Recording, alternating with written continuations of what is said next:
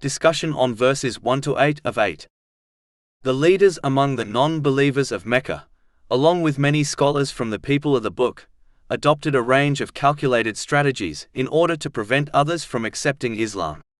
Their resistance was not rooted in a lack of clarity or evidence, but rather in a deep concern over losing their authority, influence, and privileged positions within society. Accepting the message of the Holy Prophet Muhammad, peace and blessings be upon him, would have required them to submit to a higher moral authority, one that would expose their injustices and restrict their ability to manipulate others for personal gain. As a result, they sought to create doubt and hesitation in the hearts of people by raising unreasonable demands and objections. One of their most prominent tactics was to demand specific, extraordinary miracles, not out of a sincere desire for guidance, but as a means to delay belief and justify their rejection. Chapter 17 Al-Isra, verses 90 to 93. And they say, "We will not believe you until you break open for us from the ground a spring, or until you have a garden of palm trees and grapes, and make rivers gush forth within them in force and abundance. Or you make the heaven fall upon us in fragments as you have claimed, or you bring Allah and the angels before us. Or you have a house of ornament, i.e. gold, or you ascend into the sky. And even then, we will not believe in your ascension until you bring down to us a book we may read. Say, exalted is my Lord. Was I ever but a human messenger?" These demands clearly demonstrate that their aim was not guidance, but stubborn rejection, as no amount of evidence would have satisfied them. Similarly, some from the people of the book imposed conditions based on previous signs, using them as excuses to deny the truth. And chapter 3 Ali Imran, verse 183. The people of the book are those who said, "Indeed, Allah has taken our promise not to believe any messenger until he brings us an offering which fire from heaven will consume." Say, there have already come to you messengers before me with clear proofs and even that of which you speak. So why did you kill them if you should be truthful? This verse exposes their inconsistency and insincerity, as even when earlier messengers brought the very miracles they demanded, they still rejected them. In reality, their issue was never a lack of signs, but a refusal to accept the truth. Chapter 98 Al-Bayyinah, verse 1. Those who disbelieved among the people of the scripture and the polytheists were not to be parted from misbelief, until there came to them clear evidence. It is essential to understand that the mission of every holy prophet, peace be upon them, was not to entertain people with miracles, but to clearly convey divine guidance and embody it through their character and actions. Miracles served only as supporting signs, limited to specific times and places, and were witnessed by only a select group of people. Because of this limitation, those who did not witness these miracles directly would only hear about them as historical accounts, which may not have the same impact on belief as direct observation. In contrast, the Holy Quran stands as a timeless and living miracle, accessible to every generation without restriction. Its guidance, linguistic excellence, depth of meaning and consistency continue to serve as clear proof for anyone who reflects sincerely. Chapter 98 Al-Bayyinah, verses 2 to 3. A messenger from Allah, reciting purified scriptures, within which are correct writings. Unlike temporary miracles, the Holy Quran continuously invites reflection, understanding, and application, making it far superior as a lasting proof. The non-believers of Mecca, who were masters of the Arabic language, fully recognized that the Holy Quran could not have been produced by any human being. Its unmatched eloquence and profound content stood beyond their capability, despite their expertise. Furthermore, they had known the Holy Prophet Muhammad, peace and blessings be upon him, for 40 years prior to his prophethood. They were fully aware of his honesty, integrity, and truthfulness, and had never known him to lie or deceive. Chapter 10 Yunus, verse 16. For I had remained among you a lifetime before it. Then will you not reason? In addition, it was well known by the non-Muslims of Mecca and the people of the book that the Holy Prophet Muhammad, peace and blessings be upon him, was unlettered and had no exposure to previous scriptures. Therefore, it would have been impossible for him to produce a book containing such detailed knowledge, wisdom, and consistency. Chapter 29 Al-Ankabut, verse 48. And you did not recite before it any scripture, nor did you inscribe one with your right hand. Then, i.e., otherwise the falsifiers would have had cause for doubt. Moreover, according to the established way of Allah, the Exalted, when a people demanded a specific miracle and it was granted to them, their continued rejection would result in immediate and complete destruction. This occurred with previous nations, who persisted in denial after witnessing undeniable signs. Chapter 17 Al-Isra, verse 59. And nothing has prevented us from sending miracles, except that the former peoples denied them. And we gave Thamud the she-camel as a visible sign, but they wronged her. And we send not the signs except as a warning.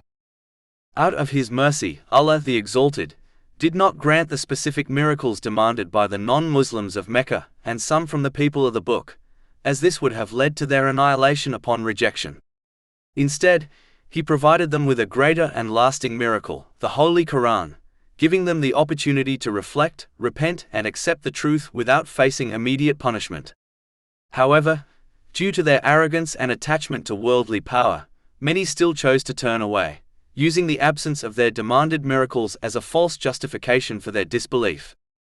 Thus, their opposition was never due to a lack of evidence, but rather a deliberate refusal to submit to the truth, driven by pride, desire, and fear of losing worldly status. This attitude, particularly among the people of the book, is further exposed in the following verse, which criticizes their deliberate division after the truth had already been made clear to them. Chapter 98 Al-Bayyinah, verse 4. Nor did those who were given the scripture become divided, until after there had come to them clear evidence. Allah, the Exalted, repeatedly warns against adopting the destructive behavior of those who were granted divine knowledge, but failed to use it correctly. Instead of allowing revelation to unite them upon truth, many among their scholars were driven by a desire for leadership, authority, and social influence. As a result, they intentionally distorted their sacred teachings, altering meanings, concealing truths, and promoting interpretations that suited their own interests. This manipulation led to the emergence of competing groups, each claiming exclusive possession of the truth while rejecting others. Chapter 42 Ash-Shura, verse 14. And they did not become divided until after knowledge had come to them, out of jealous animosity between themselves. And if not for a word that proceeded from your Lord, postponing the penalty until a specified time, it would have been concluded between them. History consistently demonstrates the consequences of such behavior. Whenever divine teachings are used for worldly gain, unity is replaced with division, and sincerity is replaced with rivalry. Groups form not to preserve truth, but to protect their influence, status, and identity. Each group becomes convinced of its own correctness, rejoicing in its stance while dismissing others, even when clear evidence exists. This is not merely a historical issue, but a recurring pattern throughout human history, serving as a timeless warning. Chapter 30 Ar-Rum, verse 32. All of those who have divided their religion and become sects, every faction rejoicing in what it has. Those who fall into this behavior gradually lose the ability to recognize truth, as arrogance blinds them and pride keeps them firmly rooted in error. They begin to defend falsehood, not because it is correct, but because it aligns with their desires or loyalties. For this reason, people must take great care not to repeat this mistake by misinterpreting the Holy Quran or the teachings of the Holy Prophet Muhammad, peace and blessings be upon him, in order to satisfy personal desires. Misusing divine knowledge is among the gravest betrayals, as it harms both the individual and those influenced by them. Such behavior inevitably leads to inner imbalance, confusion in priorities, and negligence in preparing for accountability on the Day of Judgment. Even if outward success is achieved, inwardly there will be instability, stress, and hardship in both worlds. The Holy Prophet Muhammad, peace and blessings be upon him, warned in a hadith found in Sunan Ibn Majah, number 253, that the one who deliberately misuses knowledge has been promised hell. Moreover, this distortion weakens faith itself. Faith resembles a delicate plant that requires care and protection. When exposed to arrogance, insincerity, and persistent wrongdoing, it gradually weakens until it may disappear entirely, often without the person realizing. This is the greatest loss a person can suffer. A key safeguard against falling into this danger is to avoid placing absolute loyalty in any individual, group, or sect. While it is essential to learn from knowledgeable and trustworthy scholars, a person's ultimate loyalty must always remain with Allah, the Exalted. If loyalty becomes attached to people, there is a strong risk that one will begin to defend their views, even when they contradict the truth, simply out of attachment or identity. This leads to bias, distortion, and division. However, when loyalty is firmly directed towards Allah, the Exalted, sincerity, balance, and fairness naturally develop. This does not mean abandoning scholars, as seeking knowledge from qualified individuals is essential. Rather, it means recognizing that all people are capable of error, while divine truth remains perfect. When a person's loyalty is rooted in Allah, the Exalted, they are able to accept truth regardless of its source and reject falsehood regardless of who presents it. This removes bias, prevents blind following, and nurtures humility. It allows a person to approach the Holy Quran and the traditions of the Holy Prophet Muhammad, peace and blessings be upon him, with sincerity and clarity. Such an approach safeguards faith, strengthens character, and promotes unity instead of division. The overall message is clear. Division and misguidance arise when divine knowledge is pursued for worldly gain, while unity and correctness arise when it is approached sincerely for the sake of Allah, the Exalted. A wise person treats their faith as a precious trust, protecting it from corruption, nurturing it with sincerity, and anchoring it firmly in loyalty to Allah, the Exalted alone. This sincere loyalty becomes the foundation of stability, the source of inner peace, and the means of success in both worlds. Furthermore, the consequences of distorting divine guidance extend beyond individuals and affect entire societies. When religious teachings are altered, selectively applied, or used for personal gain, communities that were once united upon truth become divided. Conflicts increase, trust diminishes, and disorder spreads. Over time, ordinary people begin to associate religion itself, not the corruption of its representatives, with injustice and division. Observing the behavior of those who claim to represent divine teachings, many become disillusioned and confused, unable to distinguish between authentic guidance and human manipulation. Chapter 42 Ash-Shura, verse 14. And indeed, those who were granted inheritance of the scripture after them are, concerning it, in disquieting doubt. History offers numerous examples of entire communities drifting away from religion due to the misconduct, hypocrisy, and worldly pursuits of those regarded as scholars. When individuals entrusted with sacred knowledge misuse it to serve personal interests, this corruption becomes a significant barrier between people and the truth. Their actions create confusion, making it difficult for ordinary people to distinguish between genuine divine guidance and manipulation driven by human motives. As previously explained, the only effective safeguard against this danger is for individuals to actively seek the authentic teachings and divine revelation from trustworthy and reliable sources, while ensuring that their loyalty remains firmly devoted to Allah, the Exalted, rather than to fallible human beings. When faith is anchored solely in Allah, the Exalted, a person gains the clarity needed to recognize truth from falsehood, and the strength to act upon it by using the blessings they have been granted in the manner He has prescribed. This approach protects a person's mental and physical balance, allowing them to correctly organize every aspect of their life. Their responsibilities, relationships, and resources are placed in their proper positions, guided by wisdom and purpose. It also shields the heart from confusion and spiritual corruption, ensuring that a person remains focused on preparing for their accountability on the Day of Judgment. Such sincerity and clarity of intention lead to a state of inner tranquility and stability. By grounding themselves in authentic guidance and directing their loyalty toward Allah, the Exalted, a person navigates life with confidence, purpose, and understanding. This ultimately results in peace of mind in both worlds, as they fulfill their role within creation while striving toward lasting success in the hereafter. Chapter 95 Al-Bayyinah, verse 5. And they were not commanded except to worship Allah, being sincere to Him in religion, inclining to truth, and to establish prayer and to give zakah. And that is the correct religion. This verse clearly demonstrates that the essence of worshipping and obeying Allah, the Exalted, lies in sincerity to Him alone. True sincerity means that a person fulfills all the duties commanded by Allah, the Exalted, and avoids all that He has prohibited, doing so purely for His pleasure and not for any worldly gain or recognition.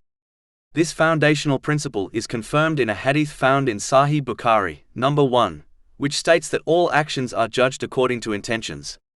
Therefore, if a person performs good deeds without sincerity towards Allah, the Exalted, they will gain no reward in this world or the next. In fact, a hadith found in Jami at Tirmidhi, number 3154, warns that those who act insincerely will be told on Judgment Day to seek their reward from those for whom they perform their deeds, which will be impossible. If a person becomes careless or negligent in fulfilling their duties towards Allah, the Exalted, it reflects a weakness in their sincerity. Therefore, they must turn back to Him with genuine repentance and strive to fulfill all their responsibilities. At the same time, it is important to remember that Allah, the Exalted, is most merciful and does not burden any person beyond their ability. Chapter 2 Al-Baqarah, verse 286. Allah does not charge a soul except with that within its capacity. Sincerity towards Allah, the Exalted, also means consistently choosing His pleasure over one's own desires and the approval of others. A person must prioritize actions that are pleasing to Allah, the Exalted, above all else, even when doing so is difficult. Their love and dislike should be guided by what Allah, the Exalted, loves and dislikes, not by personal inclinations. When they assist others, avoid wrongdoing, or carry out acts of kindness, it should be solely for His sake. The one who reaches this level of sincerity has, in reality, perfected their faith, as confirmed in a hadith found in Sunan Abu Dawood, number 4681. Another important aspect of sincerity is trusting in the decisions and decrees of Allah, the Exalted. A person must believe that whatever he chooses is best, even if the wisdom behind it is not immediately clear. Human understanding is limited, whereas the knowledge of Allah, the Exalted, is complete and perfect. Chapter 2 Al-Baqarah, verse 216. But perhaps you hate a thing and it is good for you, and perhaps you love a thing and it is bad for you. And Allah knows while you know not. Therefore, being content only when circumstances align with personal desires, and becoming displeased when they do not, indicates a lack of sincerity. True sincerity is shown when a person remains obedient and patient in all situations, whether in ease or hardship, by fulfilling the commands of Allah, the Exalted, avoiding His prohibitions, and responding to destiny with patience in accordance with the traditions of the Holy Prophet Muhammad, peace and blessings be upon him. Such a person is genuinely sincere, as their devotion remains constant regardless of changing circumstances. Chapter 98 Al-Bayyinah, verse 5. And they were not commanded except to worship Allah, being sincere to Him in religion, inclining to truth. Inclining towards the truth can be understood as accepting and living by divine teachings, which have been perfectly designed in accordance with the natural disposition of human beings. This is why divine revelation is frequently described as a reminder in the Holy Quran. It does not introduce something foreign, but rather reminds people of a truth already embedded within them. Islamic teachings function in this way for all people, as they are in complete harmony with human nature.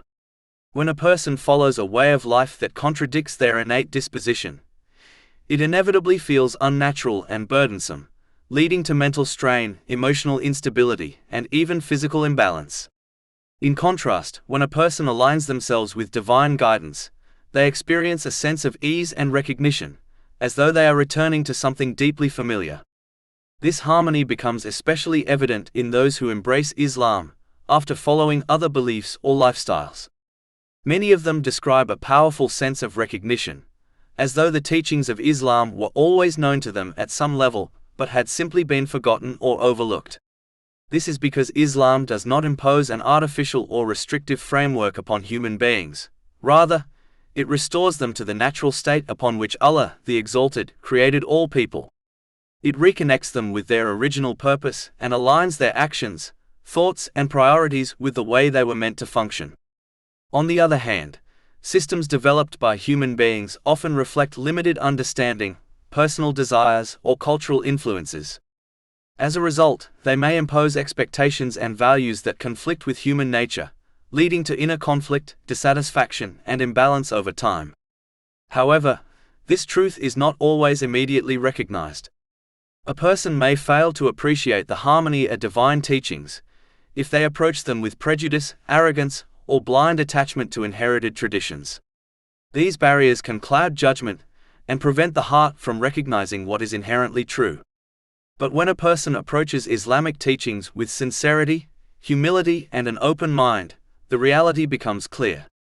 They begin to see that divine guidance is not a restriction designed to limit them, but a mercy intended to guide them. It serves as a reminder that restores clarity, cultivates inner peace, and directs a person towards their true purpose. In this sense, revelation acts as both a mirror and a guide. It is a mirror because it reflects the innate truth already placed within the human soul, allowing a person to recognize what is right. And it is a guide because it directs that natural inclination towards the correct path, ensuring that one lives in a way that brings balance to both their mental and physical state. By following this guidance, a person learns to correctly prioritize everything and everyone within their life, while preparing for their accountability on the day of judgment. This alignment ultimately leads to true tranquility and success in both worlds. Chapter 98 Al-Bayyinah, verse 5. And they were not commanded except to worship Allah, being sincere to Him in religion, inclining to truth. Inclining towards the truth can also be understood as adopting truthfulness in every aspect of one's life, internally and externally. This includes one's intentions, speech, and actions. In a hadith found in Jami at-Tirmidhi, number 1971, the Holy Prophet Muhammad, peace and blessings be upon him, emphasized the importance of truthfulness and warned against falsehood. He explained that truthfulness leads to righteousness, and righteousness leads to paradise. A person who consistently adheres to truthfulness is eventually recorded by Allah, the Exalted, as a truthful person, which is one of the greatest spiritual ranks a person can attain. Truthfulness can be understood through three essential levels, each building upon the other. The first and most fundamental level is truthfulness in intention and sincerity. This means that a person performs all actions solely for the sake of Allah, the Exalted, without seeking recognition, praise, or any worldly benefit from others. This is the foundation of Islam, as every action is judged according to intention, as confirmed in a hadith found in Sahih Bukhari, number 1. A clear sign of this sincerity is that a person neither expects nor desires gratitude from others. Their focus remains entirely on pleasing Allah, the Exalted, which purifies their deeds and grants them lasting value. The second level is truthfulness in speech. This does not merely mean avoiding lies, but rather abstaining from all forms of harmful or sinful speech. A person cannot be considered truly truthful if they engage in gossip, slander, backbiting, mockery, or any other verbal wrongdoing. True truthfulness requires discipline of the tongue in all situations. One of the most effective ways to achieve this is by acting upon a hadith found in Jami at-Tirmidhi, number 2317, which teaches that a person perfects their way of life by avoiding matters that do not concern them. Much of sinful speech arises when people involve themselves in unnecessary discussions. This also includes avoiding idle and pointless talk, as it wastes valuable time and often leads to further sin, becoming a source of regret on the day of judgment. Therefore, a person should train themselves to either speak good or remain silent, thereby preserving their truthfulness. The third and highest level is truthfulness in actions. This is achieved when a person sincerely obeys Allah, the Exalted, in every aspect of their life, by fulfilling His commands, refraining from His prohibitions, and responding to destiny with patience, all in accordance with the traditions of the Holy Prophet Muhammad, peace and blessings be upon him. This level requires consistency and integrity, meaning a person does not selectively follow teachings based on personal desires, nor do they distort or reinterpret them for convenience. Instead, they adhere to the priorities and guidance set by Allah, the Exalted, in all matters. Such a person uses every blessing they have been granted in a manner that is pleasing to Him, thereby achieving a balanced and upright life. In contrast, the opposite of truthfulness, falsehood, leads to destruction. The same hadith explains that lying leads to disobedience, and disobedience leads to the hellfire. A person who persists in falsehood is eventually recorded by Allah, the Exalted, as a great liar. Just as truthfulness has levels, so too does falsehood. Lying in intention refers to insincerity, where a person performs good deeds for the sake of others rather than for Allah, the Exalted. Lying in speech includes all forms of sinful or harmful talk. Lying in actions involves persisting in disobedience, violating the rights of Allah, the Exalted, and the rights of people. When these forms of falsehood combine within a person, they reach a dangerous state of corruption. It becomes evident, without the need for deep analysis, what the outcome will be for the one who is recorded as a great liar on the Day of Judgment. Therefore, true success lies in consistently inclining towards truthfulness in all its forms. This path not only leads to righteousness and paradise, but also ensures that a person lives a life of integrity, clarity, and peace, both inwardly and outwardly. Chapter 98 Al-Bayyinah, verse 5. And to establish prayer.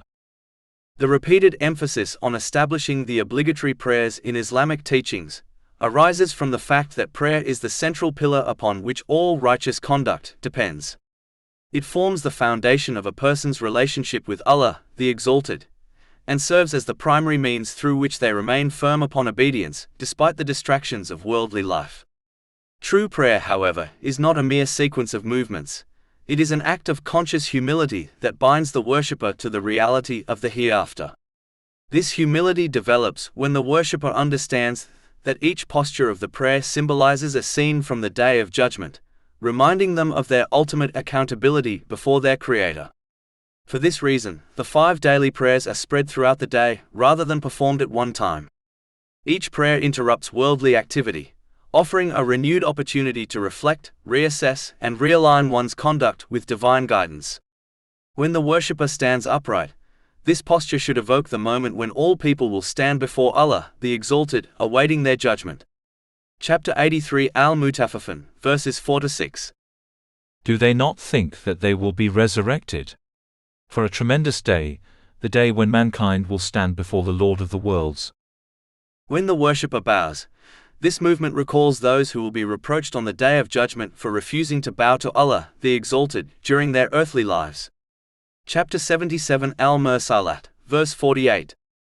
And when it is said to them, bow in prayer, they do not bow. This reproach extends beyond physical bowing. It includes the refusal to submit practically to the commands of Allah, the Exalted, in all aspects of life.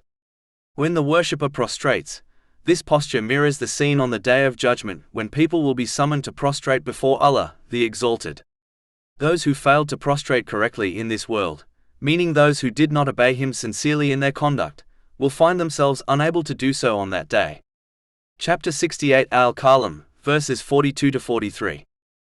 On the day when matters become dire, they will be invited to prostrate themselves but will be prevented from doing so. Their eyes humbled, humiliation will cover them. And they used to be invited to prostration while they were sound.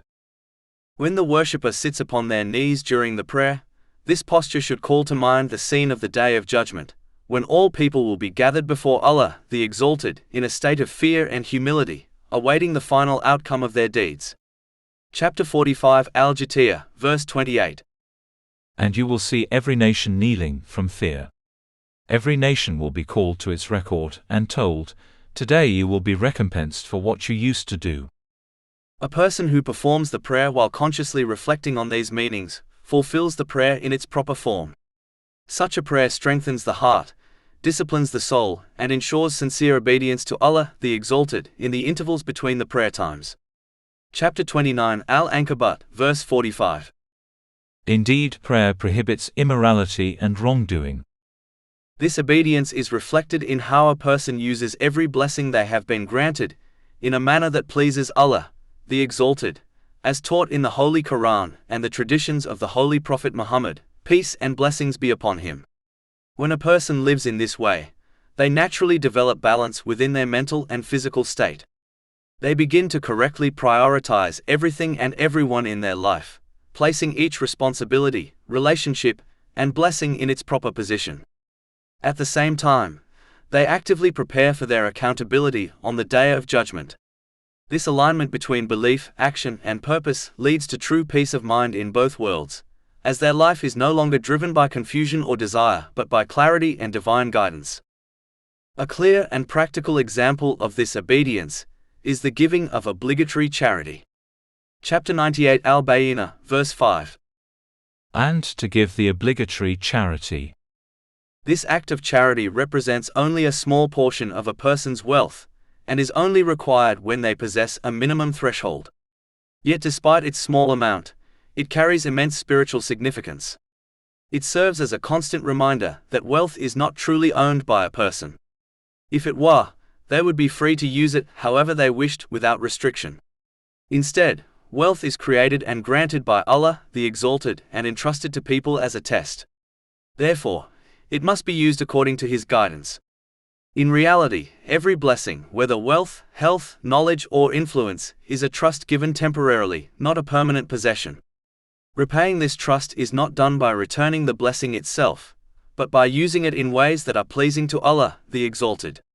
When a person fulfills this duty, their wealth becomes purified and blessed. It transforms from a simple worldly asset into a means of spiritual elevation, protection, and reward. It strengthens communities, supports those in need, and softens the heart of the giver. However, the one who fails to recognize this reality and behaves as though their wealth belongs entirely to them will inevitably misuse it. In particular, withholding the obligatory charity reflects a misunderstanding of ownership and responsibility. Just as a person who refuses to repay a loan is held accountable, the one who withholds what is due to Allah, the Exalted, will face consequences.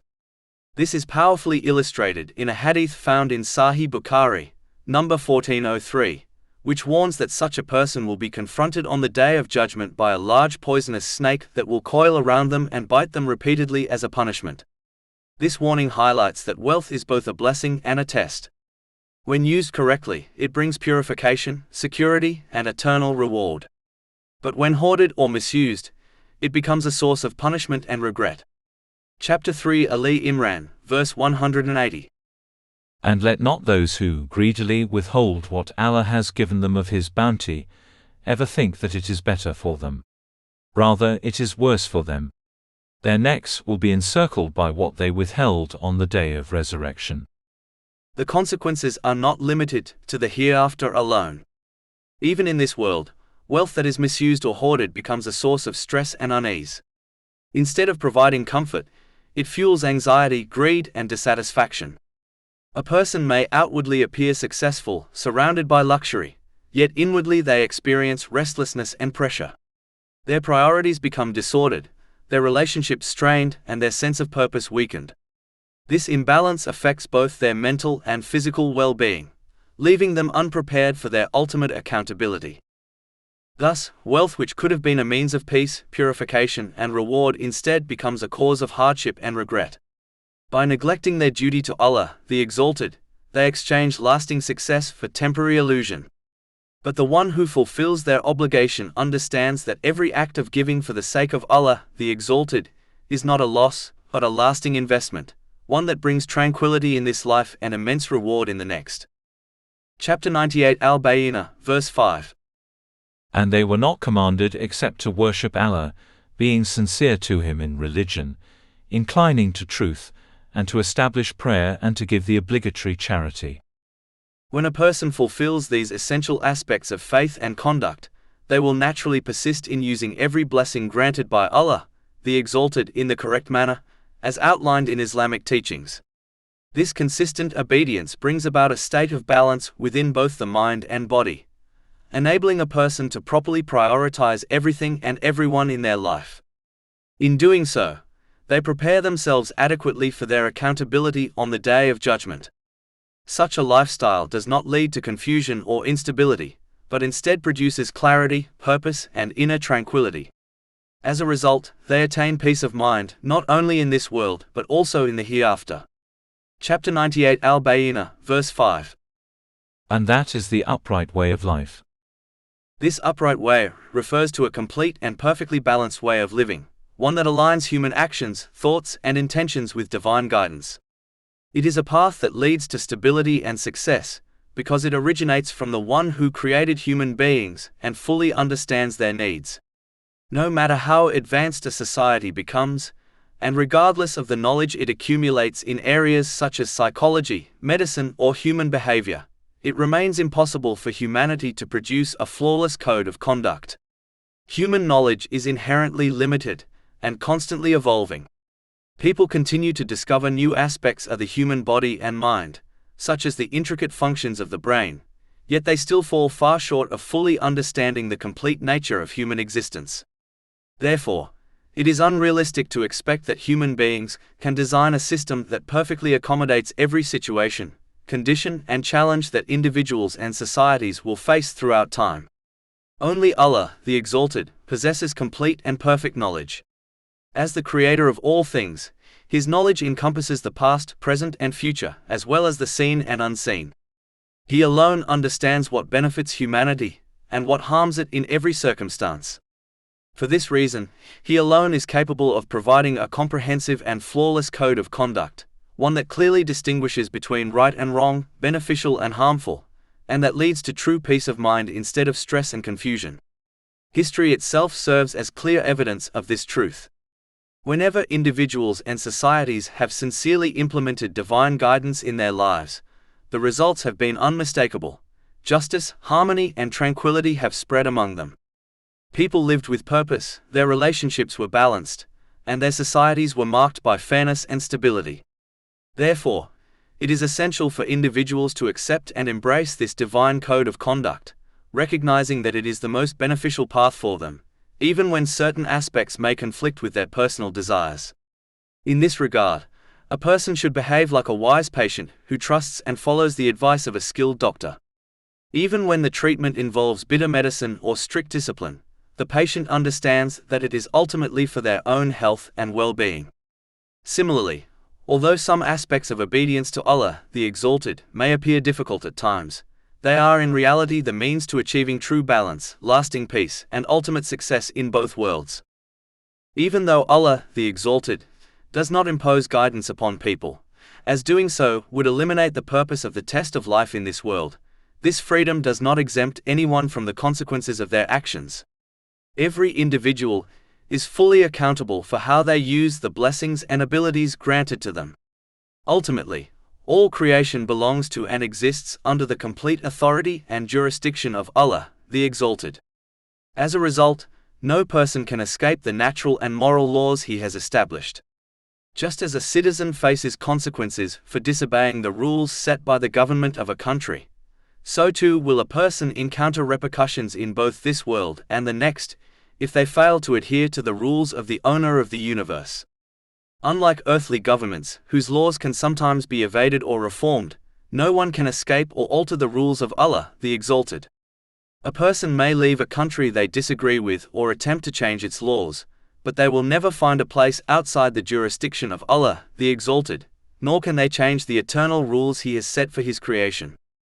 This concept can be further understood by analogy. Just as a homeowner determines the rules within their own home, regardless of others' objections, the universe belongs entirely to Allah, the Exalted, and He alone determines its laws and systems. These laws exist whether people recognize them, accept them, or wish them to be different. Therefore, compliance with divine guidance is not a matter of preference. It is necessary for one's own benefit and survival. The person who truly comprehends this reality will willingly align their life with the commands and prohibitions of Allah, the Exalted, utilizing the blessings they have been given in ways that please Him, as prescribed in the Holy Quran and the traditions of the Holy Prophet Muhammad, peace and blessings be upon him. A person has a choice in how they respond to this guidance. They may strive to understand the wisdom behind Allah's commands and prohibitions, recognizing how they benefit not only the individual but also society, while ensuring balance and peace of mind in both mental and physical states. Alternatively, they may allow themselves to be guided by personal desires, rejecting the teachings of Islam entirely. However, for those who neglect or deliberately oppose these divine rules, they must prepare to face the consequences of their decisions. No objections, protests, or excuses will shield them from accountability. Their choices carry weight in both worlds, and the outcomes are absolute, reflecting the justice of Allah, the Exalted. Chapter 98 Al-Bayyinah, verse 6. Indeed, they who disbelieved among the people of the Scripture and the polytheists will be in the fire of hell, abiding eternally therein. Those are the worst of creatures. On the Day of Judgment, Allah the Exalted will not forgive disbelief, as to do so would undermine the very purpose of life on earth. Chapter 67 Al-Mulk, verse 2. He who created death and life to test you, as to which of you is better indeed. The purpose of life is a test, designed to distinguish between those who strive for righteousness and those who reject it. This can be likened to a student taking an examination. If every student were granted a passing grade regardless of performance, the exam would lose all meaning. Its true function is to identify those who meet the standard, and those who do not. Similarly, if Allah, the Exalted, allowed disbelievers to enter paradise alongside those who obeyed Him, it would create an unjust equality between the two groups, directly contradicting the principles of divine justice. Chapter 45 Al-Jatiyah, verse 21. Or do those who commit evils think we will make them like those who have believed and done righteous deeds, make them equal in their life and their death? Evil is that which they judge. While Allah, the Exalted, is infinitely merciful, His mercy never compromises His justice. Mercy without justice would be meaningless and unacceptable. In this way, Allah's conduct is entirely consistent, flawless and free from error. Just as a judge in this world would be rightly criticized and removed if they forgave every offender without consequences, it is equally unreasonable to expect Allah, the Exalted, to disregard justice. Success in life generally requires effort, discipline and perseverance. Achieving paradise, a reward infinitely greater than any worldly success, similarly requires struggle and commitment. The foundation for entering paradise is faith, even if one has committed sins while maintaining that faith. Faith establishes alignment with Allah, the Exalted, and provides the path to forgiveness and ultimate reward, while disbelief is a deliberate rejection of the Creator. Disbelief represents an explicit defiance against one's Creator and Sustainer, rejecting the very purpose for which humans were created. Chapter 51 Ad-Dariyat, verse 56. And I did not create the jinn and mankind except to obey me. Those who deny Allah, the Exalted, actively reject the purpose of their existence. Just as a tool that fails to perform its intended function is discarded, those who refuse to fulfill their purpose will face rejection on the Day of Judgment. Disbelief in Allah, the Exalted, is therefore not merely an error in belief, but a fundamental failure to acknowledge and respond to the reason for one's creation. A non-Muslim faces eternal punishment in hell, because their temporary life on earth, though limited in duration, is overshadowed by disbelief, which directly contradicts the eternal oneness of Allah, the Exalted. The consequence of this rejection is therefore eternal. People should not be misled into assuming that Allah's forgiveness extends to polytheism. True forgiveness is reserved only for those who acknowledge the oneness of Allah, the Exalted, and repent sincerely. Denying His oneness amounts to rejecting the very concept of His limitless mercy, implying that forgiveness could exist outside His authority. Those who persist in polytheism without sincere repentance remain cut off from Allah's boundless mercy, unable to access the forgiveness they might otherwise receive. Moreover, a person who chooses disbelief does not only affect themselves, they can influence others to follow the same path. Disbelief may be framed as a form of freedom, but it is a deceptive freedom. True freedom is inseparable from inner peace and balance, whereas defiance against Allah, the Exalted, inevitably results in mental and physical imbalance. Such individuals misplace their priorities, distort their relationships, and fail to prepare for their accountability on the Day of Judgment. This path brings stress, hardship, and suffering in both this life and the next, regardless of any temporary comforts they may enjoy. Yet, because disbelief can be superficially framed as freedom, it may attract others, leading to widespread misguidance. An individual who rejects faith in Allah, the Exalted, thus risks influencing many others, multiplying the consequences of their actions. Ultimately, their choice is not isolated. It carries profound repercussions for both themselves and those they affect. The rejection of divine guidance, framed as freedom, leads to imbalance, stress, and suffering in both worlds, emphasizing the seriousness and permanence of disbelief. Those who disbelieve in Islam or avoid acting upon its teachings are often driven by their attachment to the material world and the fleeting pleasures it offers. They perceive faith as a limitation, a set of rules and obligations that prevent them from freely pursuing their desires. To them, practicing faith represents a form of restriction on their enjoyment of life, so they either reject it outright or neglect it in practice. In contrast, they dedicate themselves to worldly pursuits, seeking to satisfy every desire without consideration of divine guidance, believing that true happiness lies in unbridled freedom. They often look down on pious individuals who accept and implement their faith, seeing their restraint and disciplined use of worldly blessings as a form of enslavement. From this perspective, they consider themselves free, while those who submit to Allah, the Exalted, are trapped by religious obligations. However, the reality is the opposite. True freedom is attained only by those who submit to Allah, the Exalted, because such submission liberates a person from the slavery of worldly desires. Those who reject faith, on the other hand, become enslaved to the very things they think bring freedom. A practical illustration clarifies this point. A good parent imposes dietary restrictions on a child, allowing unhealthy foods only occasionally while ensuring a consistently balanced diet. The child may feel constrained and believe they are enslaved to their parents' rules. Meanwhile, another child with complete freedom to eat whatever and whenever they wish believes they are unrestricted and entirely independent. Initially, the unrestricted child may appear happier and more satisfied, while the restricted child seems deprived. Yet over time, the consequences reveal the truth. The unrestricted child grows up with poor health, obesity, diabetes, high blood pressure, and other complications, which may also affect their mental well-being, self-confidence, and social interactions. They become dependent on medications, medical treatments, and external solutions to manage their condition, effectively enslaved by the very freedom they once cherished. Conversely, the child who adhered to parental restrictions grows up healthy in both mind and body, developing confidence, resilience, and the ability to navigate life successfully. They are free from the physical, mental, and social limitations that plague the unrestricted child. In this example, the one who seemed free in childhood became enslaved to their own desires, habits, and the consequences of their choices, while the one who appeared constrained became genuinely free and empowered.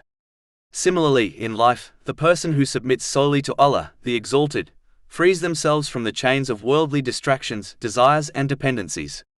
In contrast, the one who neglects faith becomes a slave to everything else: materialism, societal pressures, entertainment, technology, fashion, and cultural trends, resulting in mental strain, physical deterioration, and social difficulties. Ultimately, the real slave is the one who allows themselves to be controlled by worldly influences, placing anything above Allah, the Exalted, in their priorities.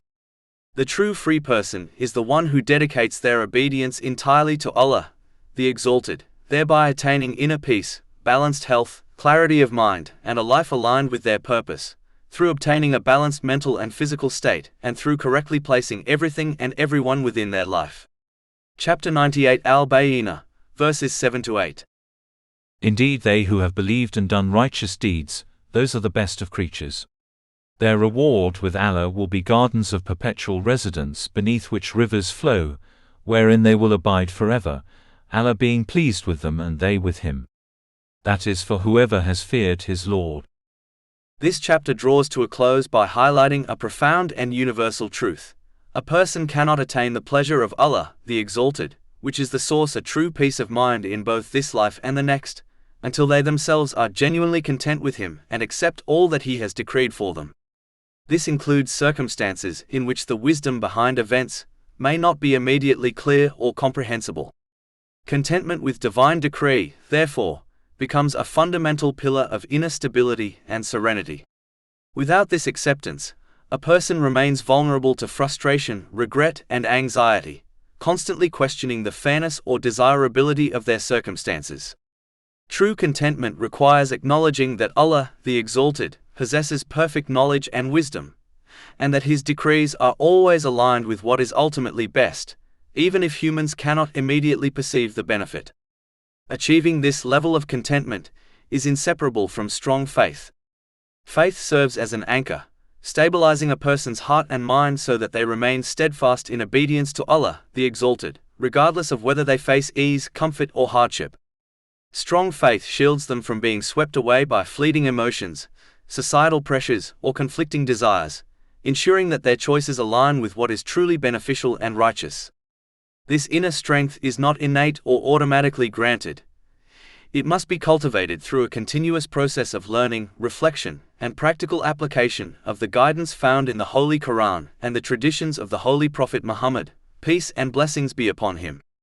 These sources repeatedly affirm that sincere obedience and alignment with divine guidance yield mental clarity, emotional stability, and overall peace of mind in both worlds.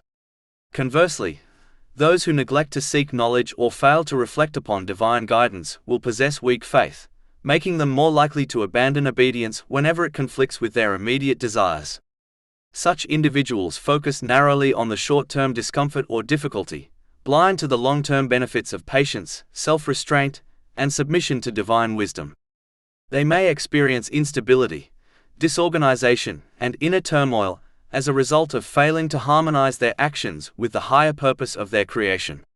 For this reason, it is essential for a person to actively pursue certainty and resilience in their faith by combining knowledge with action. This involves consistently studying the teachings of Islam, reflecting on their meaning, and applying them conscientiously in daily life. When a person does this, they learn to use every blessing, whether health, wealth, relationships, or knowledge, in a manner that pleases Allah, the Exalted. In turn, this disciplined approach to life fosters a deep sense of balance, allows them to organize their affairs in accordance with divine guidance, and secures genuine peace of mind in both the present life and the hereafter. Chapter 98 Al-Bayyinah, verse 8. Allah being pleased with them and they with him. That is for whoever has feared his Lord. The concluding section of this chapter emphasizes the essential role of cultivating the fear of Allah, the Exalted, commonly understood as piety, in the life of a believer. An important aspect of this fear is exercising caution even with lawful matters, especially those that might lead a person toward the unlawful. Allah, the Exalted, explicitly instructs that his limits are not merely to be crossed with care, but not even approached lightly. Chapter 2 Al-Baqarah, verse 187. These are the limits set by Allah, so do not approach them. This guidance demonstrates that the preservation of righteousness goes beyond avoiding clear prohibitions. It requires awareness and restraint, even in areas that are technically permissible, as a preventive measure to safeguard the soul. For instance, Allah the Exalted instructed the Holy Prophet Adam, peace be upon him, not only to avoid eating from a specific tree in paradise, but also to refrain from approaching it at all, even though being near the tree was not explicitly unlawful. Chapter 7 Al-Araf, verse 19. And O Adam, dwell, you and your wife in paradise and eat from wherever you will, but do not approach this tree, lest you be among the wrongdoers. This example demonstrates a broader principle. Lawful things are not always safe or beneficial if they carry the risk of leading one toward prohibited actions.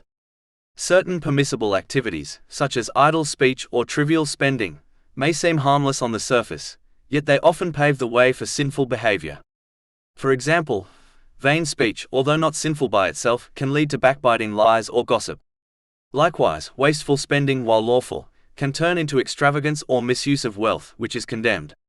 Chapter 17 Al-Isra, verse 27. Indeed, the wasteful are brothers of the devils, and ever has Satan been to his Lord ungrateful. Many individuals who have strayed from the correct path did so gradually, often through seemingly harmless steps. Exposure to certain permissible activities without restraint can slowly cultivate habits that eventually lead to outright sin. For instance, someone who routinely accompanies those who drink alcohol is more likely over time to participate themselves, compared to someone who avoids such company. This careful avoidance of certain lawful things, especially those that are vain, was emphasized by the Holy Prophet Muhammad, peace and blessings be upon him, in a hadith found in Jami at-Tirmidhi, number 2451. He explained that a person cannot achieve true piety, meaning they cannot be steadfast in properly using the blessings they have been granted according to Islamic teachings, without refraining from some lawful matters out of fear they might lead to the unlawful. Therefore, one must exercise conscious restraint not only from what is clearly prohibited, but also from certain permissible actions that may gradually erode discipline and spiritual focus. By doing so, they strengthen their sincere obedience to Allah, the Exalted, ensuring that every blessing they have, whether wealth, knowledge, time or health, is used correctly, in line with the guidance of the Holy Quran and the traditions of the Holy Prophet Muhammad, peace and blessings be upon him. This approach cultivates righteousness, a balanced mental and physical state, and the ability to correctly prioritize all aspects of life, leading to true peace of mind in both this world and the next. In contrast, those who fail to appreciate the wisdom behind avoiding the limits of Allah, the Exalted, often indulge excessively in lawful matters, particularly trivial or vain activities. This overindulgence increases the likelihood of engaging in unlawful deeds, misusing the blessings they have been granted, and ultimately destabilizing their lives. Such behavior creates mental and physical imbalance, distorts priorities, and leaves them unprepared for accountability on Judgment Day.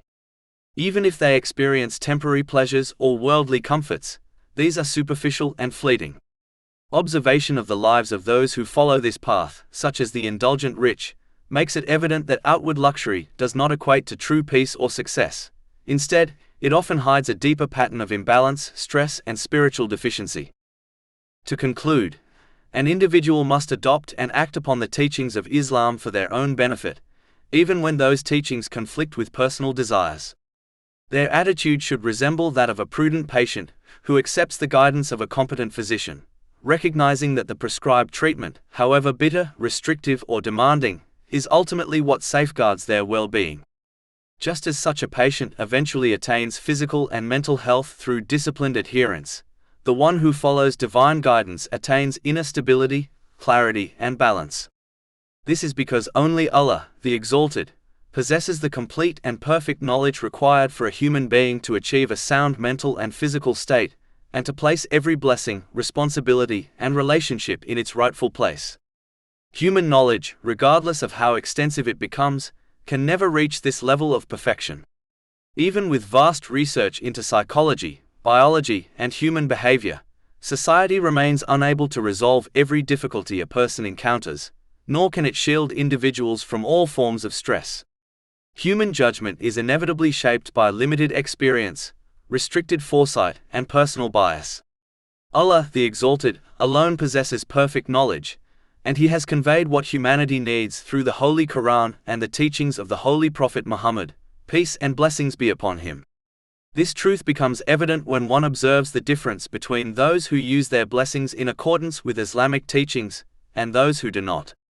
The contrast in their conduct, emotional stability, and life outcomes testifies to the wisdom of divine guidance. Although patients often trust their doctors without understanding the science behind their prescriptions, Allah, the Exalted, does not call people to follow Islam in such a manner. Instead, He invites them to reflect, to examine, and to recognize the truth of His guidance through clear and observable proofs. He calls them to approach His teachings with insight and fairness, not blind imitation. Chapter 12 Yusuf, verse 108.